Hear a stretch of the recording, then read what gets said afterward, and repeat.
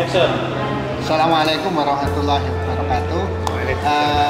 Selamat berjumpa kembali dengan program podcast Bisa Bagus Kementerian Agama Kota Malang. Kali ini edisi sangat spesial. Kalau biasanya hostnya adalah Gus, nah sekarang yang akan kita wawancara ini para Gus baru yang ada di jajaran pimpinan Kementerian Agama Kota Malang. Sebagai pembukaan bahwa pada hari ini tanggal 15 November tahun 2023 ulangi Mas ya. Sebagai pembukaan, jadi pada hari ini Rabu tanggal 15 November tahun 2023 pada pagi hari ini telah dilantik 3 pejabat baru di lingkungan Kementerian Agama Kota Malang. Seperti kita ketahui, sudah sekian purnama kita tidak ada beberapa pejabat yang belum ada pada posisinya, yang sehingga ada PLT, yaitu pertama Kasih Bimas Islam, kemudian Kasih PD Pontren, dan Kasih PHU, penyelenggara haji dan umroh. Nah, pada kali ini kita akan bertemu para bapak-bapak yang luar biasa yang bergabung di jajaran pimpinan Kementerian Agama Kota Malang. Mari kita sapa satu persatu. Jadi yang pertama Bapak Sukirman yang pada hari ini dilantik sebagai Kasih PD Pontren, Pak. Selamat datang, selamat bergabung. Bapak Subhan, jangan siap. Tegang dong Pak. Smile.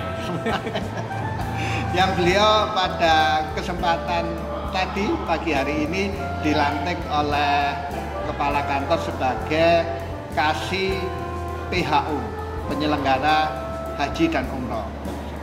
Yang berikutnya adalah Pak Kepala KUA yang dulunya sudah malang melintang di KUA sekian lama, sekarang beliau yang menggawangi bidang tersebut, yaitu Kasih Bimas Islam, Bapak Hadiri. Selamat pagi. Selamat pagi. Ya, pada pagi ini kami sedikit ingin masuk.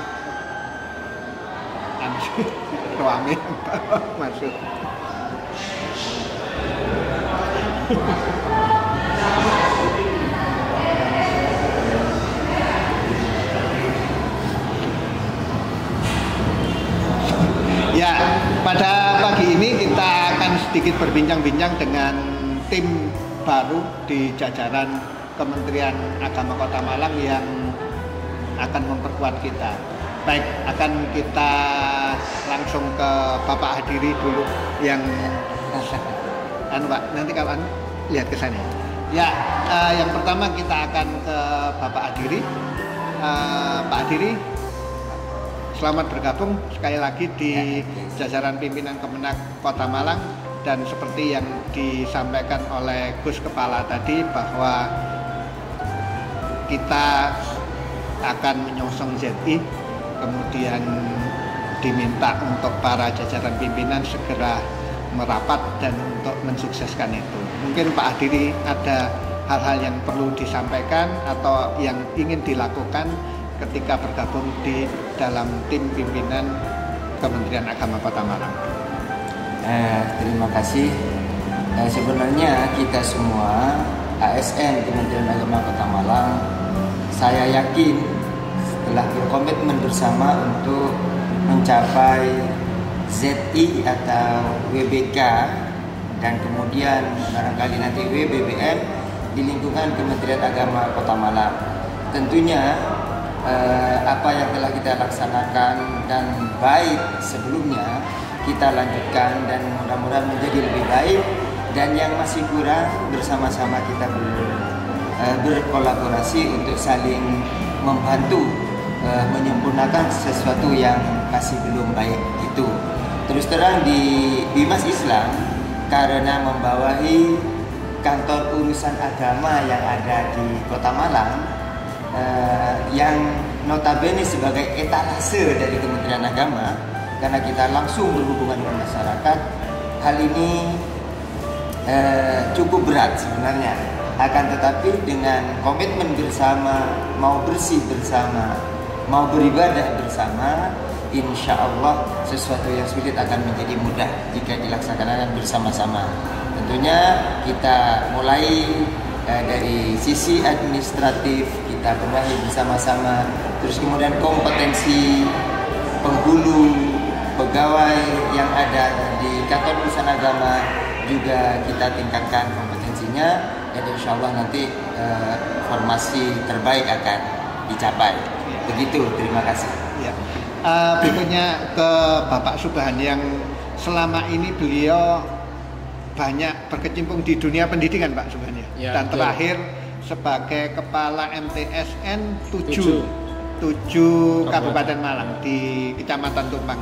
Dan sekarang beliau menduduki sebagai Kasih PHU, penyelenggara haji dan umroh. Seperti kita ketahui bahwa haji dan umroh tahun depan ini mungkin sedikit berbeda, atau mungkin ada hal-hal yang regulasi yang itu akan menjadi perlu penyikapan yang khusus, atau bagaimanapun kebijakan itu tetap kita laksanakan. Mungkin Pak Subhan ada hal-hal yang ingin disampaikan.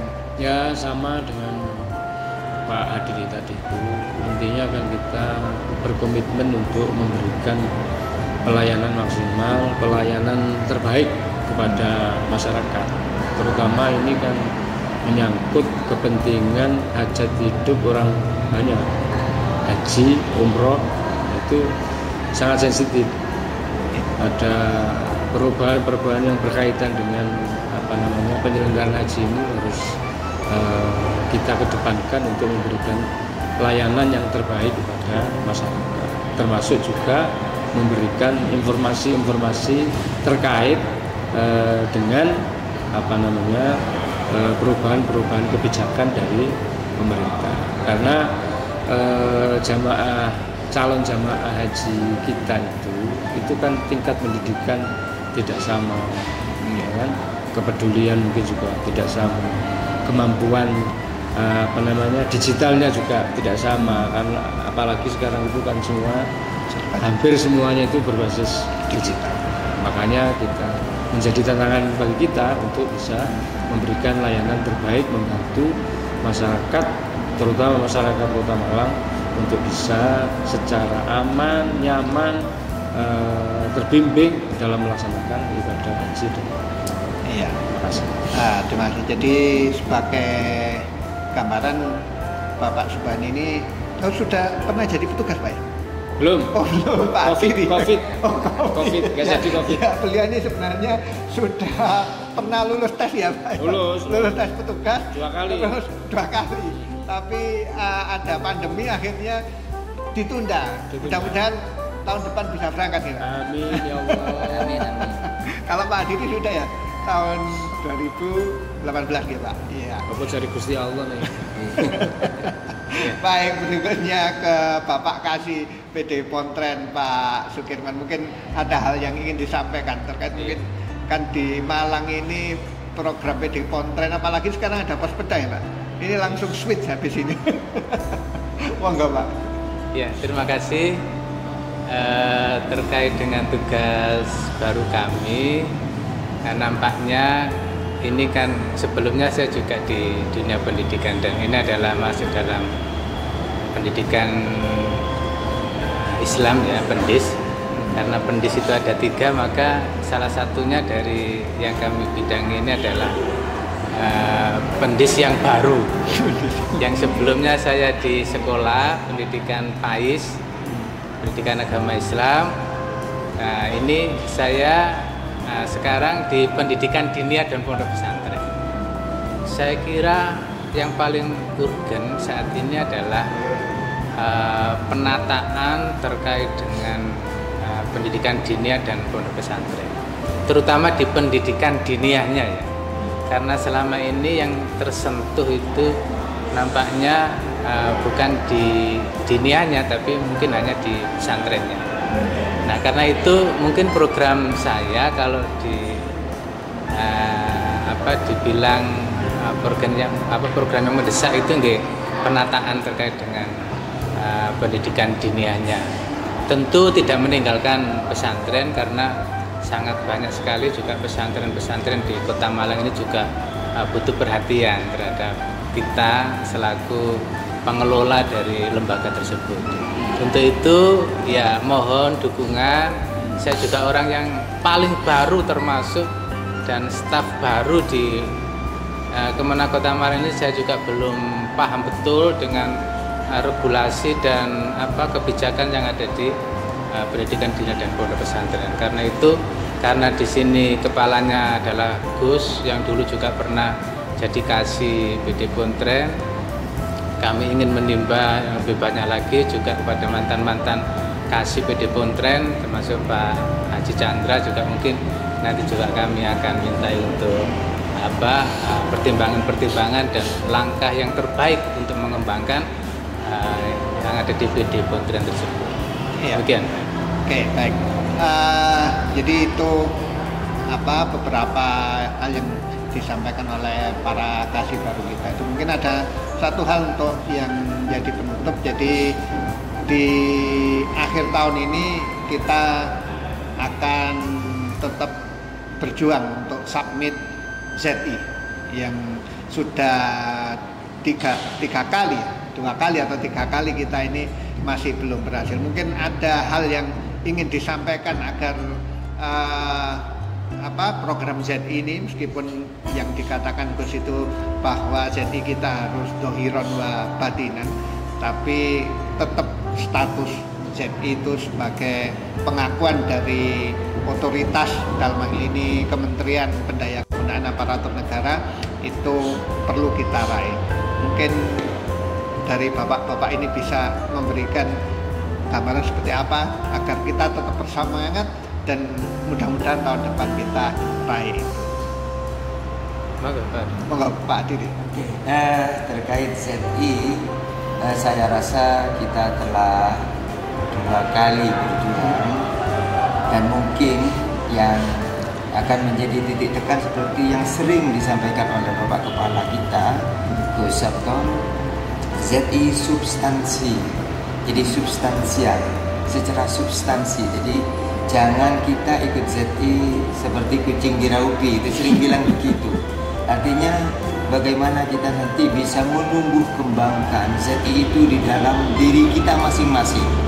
Jadi mulai dari tingkat paling bawah sampai ke atas, kalau sudah seperti itu, insya Allah ZI itu akan mudah untuk didapat, untuk diraih, gitu. Karena tidak hanya kita diakui oleh teman-teman kita, oleh kita sendiri, wah Kota Malang itu sudah oke, di Jawa Timur tidak ada lain kita, tapi kita masih belum ada pengakuan dari yang berwenang, begitu kan. Nah itu mudah-mudahan kita semua nanti tahun 2024 ini dengan betul-betul dari diri sendiri kita berkomitmen untuk mewujudkan ZI, maka Kota Malang pasti mendapatkan predikat ZI BPK. Mungkin Pak Subhan ada yang bisa disampaikan terkait hal itu? Ya, mestinya 2 kali belum berhasil untuk predikat ZI itu menjadi bahan evaluasi. Kira-kira aspek mana yang menyebabkan ketidakberhasilan itu? Karena kan kalau saya administrasi itu ya nilai bagus kan, tapi mungkin ada hal-hal yang menyebabkan kenapa kok tidak berhasil. Itu yang harus dicari. Kenapa? Itu yang harus dicari. Sehingga kalau yang sudah bagus kan sudah paten bagus lah ini dan sebagainya. Tapi yang kemudian menjadi titik lemahnya itu, sehingga perlu mungkin studi banding atau studi tiru kepada yang sudah berhasil. Yang kira-kira kita itu mana yang menjadikan kita itu kok tidak berhasil. Karena kita lihat di yang lain itu secara fisik itu mungkin kalah jauh dengan kita. Tapi kan ternyata mereka berhasil. Ada apa kan itu? Kita bukan mencari kambing hitam, tapi berusaha untuk mengevaluasi kira-kira apa yang menjadi penyebab belum berhasilnya itu, Pak. Iya. Oke, mungkin dari Pak. Iya, di area perubahan itu mungkin ada yang perlu diperbaiki, terutama juga terkait dengan area kepengawasan. Dan kebetulan kami juga tim dari kepengawasan, sehingga seluruh kegiatan yang ada di Kementerian Agama Kota Malang, bahkan di satker-satkernya itu juga perlu pengawasan lebih lanjut. Artinya bahwa ketika Zeti belum berhasil, itu berarti ada sesuatu yang kurang. Nah, bisa jadi juga karena ada aduan-aduan yang belum dijawab dengan baik. Bisa jadi itu juga karena itu kendalanya. Karena itu kita mau potensi untuk kepengawasan ini harus kita tingkatkan di setiap lini, sehingga tidak ada, karena JET itu tujuan sebenarnya kan perbaikan pelayanan di semua tingkatan, di semua area itu, sehingga perlu ada pengawasan yang intens dari masing-masing area itu, sehingga muncullah transparansi, keterbukaan, sehingga tidak ada lagi gratifikasi, tidak ada lagi pungli dan sebagainya. Itu mungkin titik tekannya jadi karena itu, maka ya kita harus awasi terus di area-area yang sekiranya itu langsung menyangkut kepada pengaduan masyarakat. Demikian. Baik, yang terakhir ini paling sebelum kita tutup, mungkin ada ingin yang disampaikan dari masing-masing Bapak Kasih ini, baik terhadap teman-teman di kantor atau mungkin terhadap masyarakat terkait dengan layanan dari masing-masing Bapak Kasih ini. Mungkin Pak Adiri bisa menyampaikan gimana, apalagi jenengan sudah lama di KUA, apa pesan-pesan untuk masyarakat juga, untuk teman-teman di KUA untuk kedepannya seperti apa agar Kementerian Agama ini bisa lebih baik. Monggo Pak Adiri. Terima kasih. Untuk teman-teman semua, mobil khusus teman-teman yang berkecimpung di kantor urusan agama, mari kita bersama-sama teguhkan tekad, teguhkan hati kita untuk bekerja sebaik-baiknya. Kita berkomitmen untuk melayani sebaik-baiknya, melayani dengan bersih sesuai dengan aturan yang ada. Insya Allah apa yang kita lakukan akan mendapat 2 poin. 1 sebagai pekerjaan, yang kedua sebagai ibadah. Yang kedua, untuk masyarakat Kota Malang yang bersinggungan dengan Kementerian Agama, bersinggungan dengan kantor urusan agama, kami minta masukan, kritik terbaiknya, kritik dan masukan terbaiknya. Wabil khusus sahabat-sahabat yang ada di NU, Muhammadiyah, Al-Irsyad dan sebagainya, yang selama ini telah bersama-sama di kampung moderasi dan sebagainya, monggo kita tetap berjabat tangan, eratkan tali silaturahmi, tali persahabatan, kita sukses bersama. Terima kasih. Ya, berikutnya kepada Bapak Kasih PHU terbaru kita, apa pesan-pesan untuk teman-teman lingkungan internal dan juga untuk masyarakat atas layanan haji di Kementerian Agama ke depannya? Ya, untuk teman-teman di Kementerian Agama, bagaimana kita meningkatkan komitmen, meningkatkan integritas. Tadi saya sempat mendengar kalau kita memang mau menuju zona integritas, ya, itu memang harus dimulai dari diri sendiri. Ibda' binafsik, itu dimulai dari diri sendiri untuk semua hal, semua perubahan. Kita berupaya untuk berkomitmen untuk melakukan perubahan-perubahan yang lebih baik. Demikian juga kepada masyarakat Kota Malang, masyarakat Muslim Kota Malang yang membutuhkan layanan haji, umroh. Tentunya yang tadi disampaikan Pak Adiri itu, ya kita juga membutuhkan masukan, kritikan yang membangun untuk meningkatkan kinerja kita yang ada di kantor Kementerian Agama. Baik, kemudian yang terakhir kepada Bapak Sukirman. Kepada para pemirsa yang langsung terlibat dengan pendidikan diniyah dan pondok pesantren, kami menginginkan sekali lagi kerjasama yang baik Kemudian kita membenahi, barangkali ada kekurangan-kekurangan yang perlu kita perbaiki segera. Kemudian yang lebih penting lagi adalah kita menyongsong jati ini di tugas kita masing-masing.